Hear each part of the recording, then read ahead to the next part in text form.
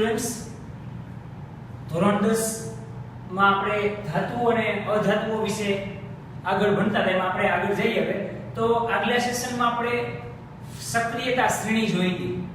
ત્યારબાદ સક્રિયતા શ્રેણી ઉપરથી આપણે તેનું 3 ભાગમાં વર્ગીકરણ કર્યું હતું કે સૌથી વધુ સક્રિય જે તત્વ છે, બરાબર, એ ધાતુઓનું નિષ્કર્ષણ. ત્યારબાદ નીચે જે રહેલી ધાતુઓ છે, મતલબ કે જે તળિયે આપણે જે આગલા સેશનમાં જોઈ ગયા મર્ક્યુરી અને કોપર, એ ધાતુઓનું નિષ્કર્ષણ. અને હવે આપણે અત્યારે મધ્યમાં રહેલી ધાતુઓ, એટલે કે આપણે જે સક્રિયતા શ્રેણી જોઈ હતી, બરાબર, કેટલી સક્રિય છે એમાં મધ્યમાં જે વચ્ચે હતી કઈ હતી તો કે કોપર, ઝિંક, આયર્ન, બરાબર. આ બધી ધાતુઓ જે છે, લેડ, એનું આપણે નિષ્કર્ષણ જોવાનું છે. નિષ્કર્ષણ એટલે કે આપણે ઓલરેડી આગળના સેશનમાં જોઈ જ ગયા કે છૂટું પડવું, એની જે અયસ્ક છે ગેન, એને આપણે શું કરતા હતા, એની કાચી ધાતુથી અલગ કરતા હતા. તો અહીંયા ઈ જોવાનું છે. આગળના સેશનમાં આપણે શું જોયું હતું તો કે નીચે જે રહેલી સક્રિયતાવાળી ધાતુ છે એને એની ગેંગથી નિષ્કર્ષણ કરી દીધી. હવે કેની ગેંગથી દૂર કરવાની છે? મધ્યમાં રહેલી ધાતુઓનું નિષ્કર્ષણ કરવાનું છે.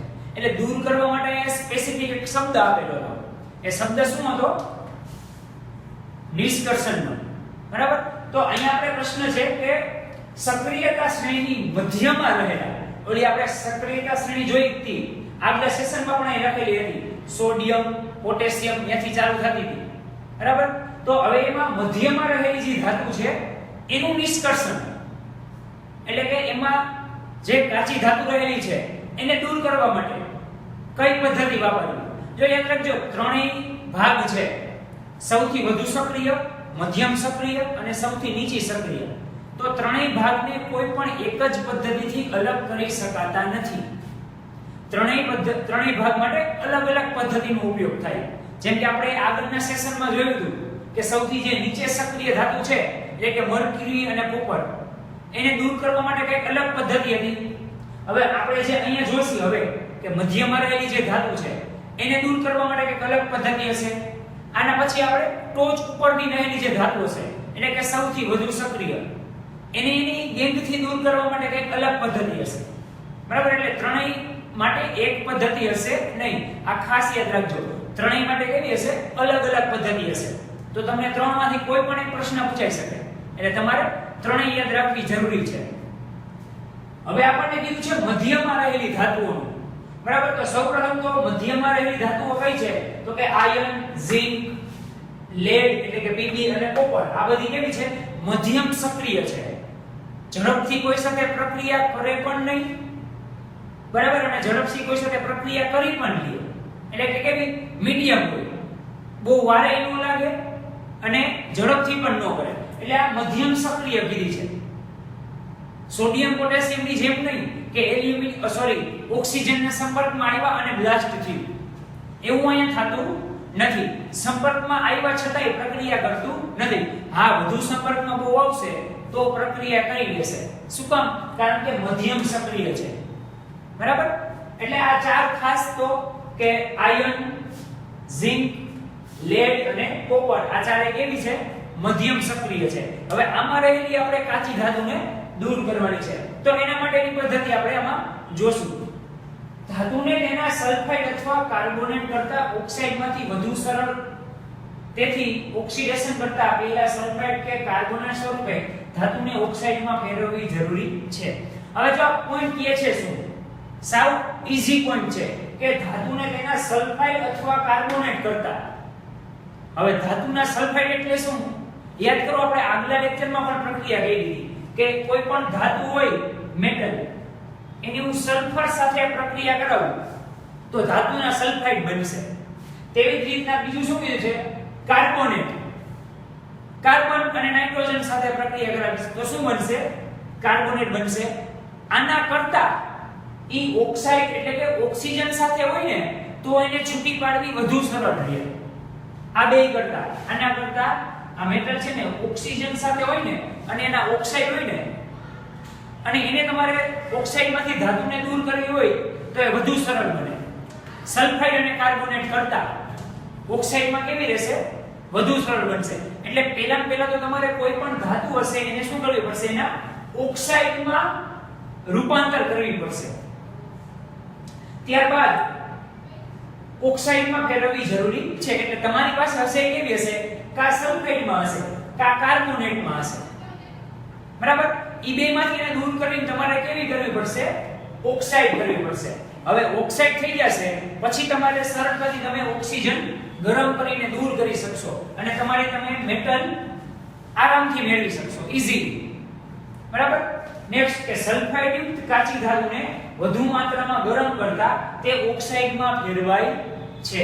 હવે જો અહીંયા આપણી પાસે ઓક્સાઇડ હતું, સોરી સલ્ફાઇડ હતું, એને આપણે ઓક્સાઇડમાં લાવવું છે ને, તો શું કરવાનું, આ જે સલ્ફાઇડ કાચી ધાતુ છે ને એને ફૂલ ગરમ કરવાની, વધુ તાપમાન આપવાનું.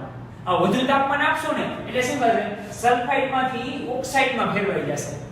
ઈ જો આપણે જોતું હતું કે ઓક્સાઇડમાં ફેરવાય એટલે આપણું કામ કેવું થઈ જતું હતું, સરળ થઈ જતું હતું. જો આ પોઈન્ટમાં જ કીધું કે કેવી છે, ઓક્સાઇડમાં ફેરવી તો કેવી છે, સરળ સ્વરૂપે છે. આપણી પાસે હતી સલ્ફાઇડમાં, તો હવે શું કર્યું, આપણે એને ખૂબ ઊંચું તાપમાન આપ્યું અને કેમાં લઈ ગયા, ઓક્સાઇડમાં લઈ ગયા સલ્ફાઇડમાંથી. તો હવે કેવું થઈ ગયું, આપણા માટે ઈઝી થઈ ગયું ધાતુ મેળવવી. આ પદ્ધતિને ભૂંજન કહે છે. જો આ પોઈન્ટ ખાસ યાદ રાખજો, મોસ્ટ ટાઈમની પોઈન્ટ. આ 1 માર્કની વ્યાખ્યામાં પણ પૂછાઈ શકે કે ભૂંજન એટલે શું. તો યાદ રાખજો, જો આ શબ્દ ખાસ મહત્વનો છે. આ શબ્દ જો આપણી પાસે બે ધાતુ હતી, કા સલ્ફાઇડ યુક્ત હતી કા કાર્બોનેટ યુક્ત હતી, બરાબર, તેમાં પહેલું શું આવ્યું, સલ્ફાઇડ. તો આ સલ્ફાઇડ યુક્ત કાચી ધાતુને તમે ગરમ કરો વધુ માત્રામાં અને એમાં જે ધાતુ ઓક્સાઇડમાં ફેરવાય એને શું કહેવાય, ભૂંજન કહેવાય છે. યાદ રાખજો, ભૂંજનમાં સલ્ફાઇડ યુક્ત ધાતુ આવશે. આ શું કામ યાદ રાખવાનું કહું છું, આપણે આગળના પોઈન્ટમાં જોશું પાછું. બરાબર, ઓકે. આ ભૂંજન જોઈ ગયા. હવે આ અને આ પોઈન્ટ જો બંને સેમ જ છે, ખાલી આ વસ્તુનો ચેન્જ છે. કાર્બોનેટ યુક્ત કાચી ધાતુનો ખાલી ચેન્જ છે, બાકી બધી વસ્તુ એક સરખી જ છે. અહીંયા શું હતું, સલ્ફાઇડ યુક્ત કાચી ધાતુને વધુ માત્રામાં ગરમ કરો તો એ શું થઈ જાય, ઓક્સાઇડમાં ફેરવાઈ જાય. તો આ પ્રક્રિયાને શું કહેવાય, ભૂંજન. આ સલ્ફાઇડ યુક્ત, પણ આપણી પાસે તો બે હતી ને, સલ્ફાઇડ ને કાર્બન બે. આનું તો થઈ ગયું, ઓકે. તો હવે આનું તો કે કાર્બોનેટ યુક્ત કાચી ધાતુને તમે વધુ માત્રામાં ગરમ કરો અને એ ઓક્સાઇડમાં ફેરવાય તો આ પ્રક્રિયાને કેલ્સિનેશન કહે છે. યાદ રાખજો, આને શું કહેવાય,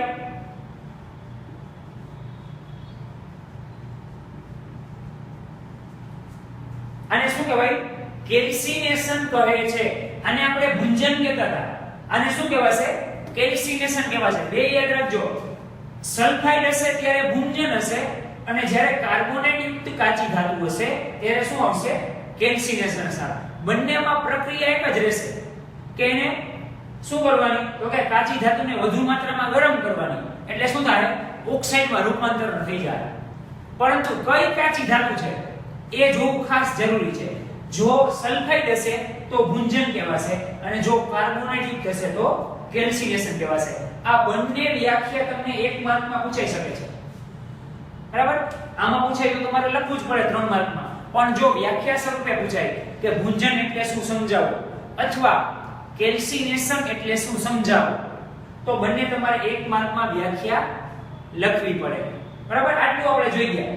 સૌપ્રથમ શું જોયું, તો કે મધ્યમાં રહેલી ધાતુનું નિષ્કર્ષણ કરવું હતું. કઈ મધ્યમાં રહેલી ધાતુ હતી, તો કે કોપર, ઝિંક, લેડ, આયર્ન. આ બધી મધ્યમાં રહેલી ધાતુ હતી. બરાબર, પરંતુ એક પોઈન્ટ આવ્યો કે જો આ મધ્યમાં રહેલી ધાતુ હોય ને એ ઓક્સાઇડમાં હોય ને તો એને આપણે નિષ્કર્ષણ કરવું વધુ સરળ છે. પણ શું હોય, ઓક્સાઇડમાં હોય તો એ કન્ડિશન હતી. પરંતુ આપણી પાસે કેવી હતી, તો કે સલ્ફાઇડ વાળી અને કાર્બોનેટ યુક્ત હતી. તો પહેલા આપણે એને ઓક્સાઇડમાં ફેરવવી પડે. તો પહેલા આપણે સલ્ફાઇડ યુક્ત કાચી ધાતુને ઓક્સાઇડમાં ફેરવી. કેવી રીતના, તો કે વધુ માત્રામાં ગરમ કરીને. તો એને શું નામ આપ્યું આપણે, ભૂંજન. ત્યારબાદ કાર્બોનેટ યુક્ત કાચી ધાતુને વધુ માત્રામાં ગરમ કરીને ઓક્સાઇડમાં ફેરવી. તો એને આપણે શું નામ આપ્યું, તો કે કેલ્સિનેશન. બરાબર, આટલું ડન. હવે આપણે આગળ જઈએ. આ વસ્તુ જોઈએ આપણે એક્ઝામ્પલ દ્વારા સમજીએ. ઝિંકની અયસ્ક માટે બંને પ્રક્રિયા. બરાબર, ઝિંકની શું છે, આ ઝિંક આપણને આપેલી છે ને, આ ચારમાંથી આપણે કોઈ પણ એકનું એક્ઝામ્પલ લખી શકીએ. આપણે અત્યારે ઝીંકનું લખી છે, ચારે ચારનું લખવું જરૂરી નથી. આપણે ખાલી એક ઝીંકનું એકનું લખી છે. બે લખવું પડશે. શું બે? તો કે ભુંજન અને કેલ્સિનેશન બે લખવું પડશે. હવે જો યાદ કરો, ભુંજનમાં શું હતું?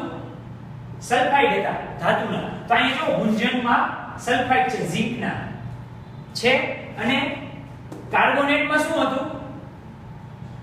કેલ્સિનેશન. કેલ્સિનેશનમાં શું હતું? કાર્બોનેટ હતા. જો આ રહ્યા છે કાર્બોનેટ, CO3, કાર્બન અને ઓક્સિજન છે. તો આ જ વસ્તુ જે જોવાની છે કે ભુંજનમાં શું આવશે? સલ્ફાઇડ યુક્ત. જો સલ્ફર છે ઝીંક સાથે, બરાબર. હવે એને તમે ઓક્સિજનની હાજરીમાં ગરમ કરશો. જો આ ડેલ્ટાની નિશાની સૂચવે છે, મતલબ કે વધુ માત્રામાં તમે ગરમ કરશો તો હવે તમને મળશે કેવી હશે? ઓક્સાઇડ સ્વરૂપે મળશે. જો આ ઝીંકના ઓક્સાઇડ મળ્યા, બરાબર. તો આ ઝીંકના જે ઓક્સાઇડ મળ્યા એ શું થયા? આપણા નિપજ તરીકે થયા. હવે એને તમારે આસાનીથી તમે એને શું કરી શકો છો? ઓક્સાઇડને દૂર કરીને તમારી ધાતુ એટલે કે ઝીંક મેળવી શકો છો. આ વાત હતી ભુંજનની. હવે એવું કેલ્સિનેશન. તો એમાં જો એના કાર્બોનેટ છે ધાતુના. અહીંયા કોઈ પણ ધાતુ, ઝીંકની બદલે આયર્ન પણ હોઈ શકે, ઝીંકની બદલે લેડ પણ હોઈ શકે, ઝીંકની બદલે કોપર પણ હોઈ શકે. પણ પાછળના સલ્ફાઇડ અને કાર્બોનેટ આ કેવા રહેશે? સરખા જ રહેશે. આમાં ચેન્જ થશે નહીં. જ્યારે સલ્ફાઇડ હશે ત્યારે એને શું કહેવાશે? ભુંજન. અને જ્યારે કાર્બોનેટ હશે એટલે કે કાર્બન અને ઓક્સિજન, ત્યારે એને શું કહેવાશે? કેલ્સિનેશન. આ વસ્તુ ખાસ મગજમાં યાદ રાખી લેજો. સલ્ફાઇડ હોય ત્યારે ભુંજન, કાર્બોનેટ હોય ત્યારે કેલ્સિનેશન, બરાબર. અહીંયા સલ્ફર હતું, આપણે જેમ વાત કરી M+S એટલે કે metal plus sulphur, sulphur metal ને સલ્ફાઇડ, તો ભુંજન થયું. હવે તો કાર્બોનેટ, એને તમે વધુ માત્રામાં ગરમ કર્યું તો અહીંયા જો આ બે વસ્તુ સરખી જ છે. પાછા ઝીંકના ઓક્સાઇડ મને મળી ગયા. ચેન્જ એટલો છે, અહીંયા ઝીંકના 2 અણુના ઓક્સાઇડ મળતા હતા, અહીંયા 1 અણુના ઓક્સાઇડ મળે છે. તો અહીંયા પણ એમ જ થશે. હજી આને હું ગરમ કરીશ આ ZNO ને, તો શું થશે? ઓક્સિજન રિમૂવ થઈ જશે અને મને મારી ઝીંક ધાતુ મળી જશે જે મારે જોઈ છે, બરાબર. એટલે પહેલું સ્ટેપ શું હતું કે તમને મધ્યમાં રહેલી કોઈ પણ ધાતુ હોય ઈ જો ઓક્સાઇડમાં હોય ને તો તમારે એના ઓક્સાઇડ દૂર કરવા વધુ સરળ મળે. પણ આપણી પાસે જે સલ્ફાઇડમાં અને કાર્બોનેટમાં છે, ઓક્સાઇડમાં નથી, બરાબર. તો ઓક્સાઇડમાં ફેરવવા માટે શું? તો કે સલ્ફાઇડ ઓક્સાઇડને કાચી ધાતુમાં ફેરવો, ગરમ કરો તો એને ભુંજન કહેવાય. અને કાર્બોનેટ કાચી ધાતુને ફૂલ માત્રામાં ગરમ કરો અને જે તમને ઓક્સાઇડમાં મેળવે એને કેલ્સિનેશન કહેવાય.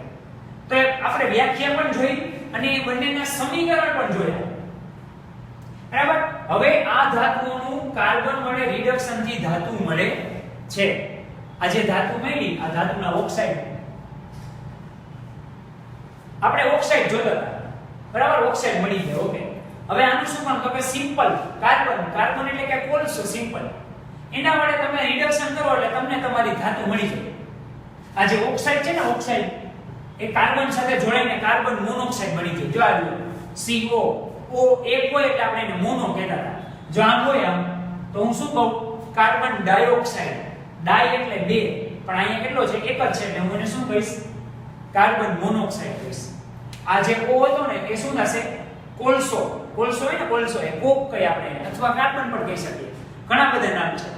તો એની સાથે જોડાઈને શું બની જશે? કાર્બન મોનોક્સાઇડ બની જશે અને મને મારી ઝીંક ધાતુ પ્યોર ફોર્મમાં મળી જશે, બરાબર. એટલે અહીં શું લખેલું છે? આ ધાતુના ઓક્સાઇડ એટલે કે જે આ ઓક્સાઇડ મળ્યા ને એનું તમે કાર્બન વડે રિડક્શનથી તમને તમારી ધાતુ મળી જાય છે. આ કાર્બન છે, આ ઝીંક ઓક્સાઇડ હતા લીધા પ્લસ કાર્બન એટલે કે કોલસો, એની પ્રક્રિયા કરી તો આ ઓક્સિજન આની સાથે જોડાઈ જશે અને CO મળશે અને આ ZnM ના થઈ ગયું. ત્યારબાદ રિડક્શન કરતા તરીકે કાર્બન સિવાય ઘણી વખત વધુ સક્રિય ધાતુઓ, હવે યાદ કરો વધુ સક્રિય ધાતુઓમાં કઈ કઈ હતી? સોડિયમ હતી, કેલ્શિયમ હતી, એલ્યુમિનિયમ હતી. આનો પણ વપરાશ થાય છે. ક્યારેક ક્યારેક આપણે એવું છે કે કાર્બન નથી યુઝ કરવો, ચાલો તો આવી બધી ધાતુઓ પણ વપરાય છે. હા, આ સ્ટેપ કોમન રહેશે, અહીંયા સુધી એમ જ રહેશે. ઓક્સાઇડ મળી ગયા ત્યાં સુધી એમ ન. હવે ઈ ઓક્સાઇડને દૂર કરવા કાર્બનની જગ્યાએ ઘણી વખત આ બધી ધાતુઓનો પણ ઉપયોગ થાય છે. હવે આ ધાતુઓનો શું કામ ઉપયોગ થાય? કારણ કે વધુ સક્રિય છે, ઝડપથી પ્રક્રિયા કરી લેશે. એનું એક આપેલું છે, તે નીચી સક્રિયતા ધરાવતી ધાતુઓને તેમના સંયોજનમાંથી વિસ્થાપિત કરે છે. વિસ્થાપિત એટલે શું? છૂટું પાડવું. હવે આ તો ઉપર જ આવે, તમે જાણો જ છો. સોડિયમ, કેલ્શિયમ, એલ્યુમિનિયમ શું આવે? સક્રિયતા સૌથી વધુ છે. જ્યારે આ બધી એની કેવી છે? આનાથી નીચી છે. તો ઈ શું થશે? અહીંયા કાર્બનની જગ્યાએ તમે આને રાખશો ને તો આ ઓક્સિજનને શું કરશે? એકદમ ખેંચી લે, છૂટા પાડે. શું કામ? કારણ કે આની સક્રિયતા આના કરતા ઓછી છે. ધારો કે મેં આમ પ્રક્રિયા કરી Zn+O પ્લસ આ કાર્બન મારે નથી રાખવું, એની બદલે આમાંથી કોઈ પણ એક ધાતુ રાખવી છે, તો મેં સોડિયમ રાખી. તો આપણે વાત થઈ, સોડિયમ વધુ સક્રિય છે, ઝડપથી ઓક્સિજન સાથે પ્રક્રિયા કરશે, એટલે શું કરશે? ડાયરેક્ટ આને ખેંચી લેશે અને સોડિયમના ઓક્સાઇડ બનાવી દેશે. તો ઝિંક કેવો રહી જશે? એકલો. એ આપણે જોઈએ જ છે, આપણી જે ધાતુ છે. સમજાણું? એટલે ક્યારેક ક્યારેક તમે કાર્બન સિવાય આ બધી વધુ સક્રિય ધાતુ, પણ હા આના કરતા વધુ હોવી જોઈએ. આના કરતા નીચી સક્રિય ધાતુ હોય તો આ ખેંચશે નહીં. એટલે વધુ સક્રિય ધાતુનો પણ ઉપયોગ થાય છે. એક્ઝામ્પલ તરીકે મેંગેનીઝ ડાયોક્સાઇડને એલ્યુમિનિયમના ભૂકા સાથે ગરમ કરતા નીચે મુજબ પ્રક્રિયા થાય છે. હવે મેંગેનીઝ છે કે એલ્યુમિનિયમ કરતા ઓછી સક્રિય છે, એટલે મેંગેનીઝની હારે હું એલ્યુમિનિયમ રાખી દઈશ તો શું થાય? આ એલ્યુમિનિયમ આવોને ખેંચી લેશે અને Al2O3 બનાવી દેશે અને મેંગેનીઝને એકલો પાડી દેશે. તો ઈ તો ધાતુ આપણે જોઈ છે. તો એને શું કર્યું? આ જે મેંગેનીઝના 3 અણુ છે એની એલ્યુમિનિયમ સાથે પ્રક્રિયા કરેલી. હવે મેંગેનીઝ કરતા એલ્યુમિનિયમ વધુ સક્રિય છે, તો આ ઓક્સિજન શું કરશે? વધુ સક્રિય, ઓબવિયસ વાત છે, વધુ સક્રિય છે, એ બાજુ ખેંચાશે, ડાયરેક્ટ અહીંયા આવી જશે અને શું બની જશે? 2Al2O3 અને આ મેંગેનીઝ એમને મળી જશે અને બીજી ઉષ્મા છૂટી પડશે. બરાબર? તો આવું શું કામ થયું? અહીંયા તો મેં કાર્બન કોક નહોતો લીધો, કોલસો નહોતો લીધો, પણ એની બદલે મેં શું લીધું? આ સેન્ટેન્સમાં વાત થઈ એનાથી વધુ સક્રિય ધાતુ, એટલે કે મેંગેનીઝ કરતા વધુ સક્રિય ધાતુ લેવી પડે. ઓછી સક્રિય ધાતુમાં આ વસ્તુ થતી નથી. એટલે મેંગેનીઝ કરતા એલ્યુમિનિયમ વધુ સક્રિય છે, Al2O3 બની જશે અને મેંગેનીઝ છૂટું પડશે. બરાબર? ખાસ અહીંયા ઉષ્મા પણ છૂટી પડશે, એ પણ વસ્તુ મહત્વની છે. અને આ ક્વેશ્ચનમાં આપણે જેટલી પણ પ્રક્રિયા જોઈ, આ બધી જ પ્રક્રિયા સંતુલિત પ્રક્રિયા છે. અહીંયાથી પ્રક્રિયા ચાલુ થઈ 1 2 3 અને આ 4. આ બધી જ પ્રક્રિયા કેવી છે? સંતુલિત છે. ડાબી અને જમણી બાજુ આપણે ઓલરેડી આગળના વિડિયો લેક્ચરમાં પ્રક્રિયા કઈ રીતે સંતુલિત કરવી, બરાબર, એનો વિડિયો આપણે આપેલો જ છે. તો આમાં તમે જો બધી રિએક્શનમાં આંકડા વ્યવસ્થિત મૂકેલા હશે. આ બાજુ 3 મેંગેનીઝ તો આ બાજુ પણ 3 મેંગેનીઝ જ હશે. આ બાજુ 6 ઓક્સિજન તો આ બાજુ પણ 6 ઓક્સિજન હશે. એમાં ભૂલ હશે નહીં. એટલે આપણે ક્વેશ્ચન તો યાદ રાખવાનો જ છે, પણ સાથે સાથે આ બધી પ્રક્રિયા પણ બેલેન્સ કરતી રહેવાની છે. ઈ અનબેલેન્સ કરવાની નથી. હવે તમને એમ આ પ્રક્રિયા આટલું બધું સ્ટેપ છે, કઈ રીતે યાદ રાખવા? તો ફર્સ્ટ ઓફ ઓલ તો એને સરળતાથી કઈ રીતના યાદ રાખવા? ધ્યાન આપજો કે પહેલા તો મધ્યમ ધાતુ કઈ તો કે આયર્ન, ઝિંક, લેડ અને કોપર. આપણે ત્યારે ઝિંકને કન્સિડર કરીએ. ઓકે, હવે ઈ મારી પાસે સલ્ફાઇડમાં અને કાર્બોનેટ યુક્ત સ્વરૂપે છે, ઓક્સાઇડમાં નથી. પણ મને એટલો ફાયદો થાય કે જો ઓક્સાઇડમાં હોય ને તો એને છૂટી પાડવી વધુ સરળ છે. તો હું શું કરીશ? ઝિંકના સલ્ફાઇડ છે અને ઝિંકના કાર્બોનેટ પણ છે. તો ઝિંકના સલ્ફાઇડને ગરમ કરીશ વધુ માત્રામાં તો મને ઝિંકના ઓક્સાઇડ મળશે. ઈ પ્રક્રિયાને શું કહેવાય? ગુંજન. ઝિંકના કાર્બોનેટ છે એને વધુ માત્રામાં ગરમ કરીશ તો એ મને શું મળશે? ઝિંકના ઓક્સાઇડ. પણ ઈ પ્રક્રિયાને શું કહેવાય? કેલ્સિનેશન. બરાબર? હવે એના ઓક્સાઇડ મળી ગયા. હવે તો અલગ કરવી કેવી છે? સરળ છે. તો પહેલી વાર હું એને કાર્બન એટલે કે કોક, કોલસો, એના વડે શું કરીશ? રિડક્શન કરીશ. તો આ બે અલગ થઈ ગયું. કાર્બન મોનોક્સાઇડ મળી ગયો અને મને ઝિંક મળી ગયો. જો મારે કોલસાનો ઉપયોગ ન કરવો હોય તો હું આ કોલસાની બદલે આ ઝિંક કરતા વધુ સક્રિય ધાતુ, યાદ કરજો, પ્રક્રિયામાં જે હોય એના કરતા વધુ સક્રિય ધાતુ તમારે લેવી પડે. ત્યારે જ આ ઓક્સિજન એની સાથે સંયોજે. જો વધુ સક્રિય હોય તો જ એટ્રેક્ટ થાય ને. બરાબર? પછી એ ધાતુ મને મળે. અહીંયાનું એક એક્ઝામ્પલ આપેલું છે મેંગેનીઝ કરતા એલ્યુમિનિયમ વધુ સક્રિય છે તો મેંગેનીઝ ડાયોક્સાઇડ ની એલ્યુમિનિયમ સાથે પ્રક્રિયા કરશો એટલે આ ઓક્સાઇડ છે એલ્યુમિનિયમ સાથે જોડાઈ જશે અને મેંગેનીઝ છૂટો પડશે બરાબર તો આ પ્રશ્નને તમે આવી રીતના સરળતાથી પણ યાદ રાખી શકો છો થેન્ક યુ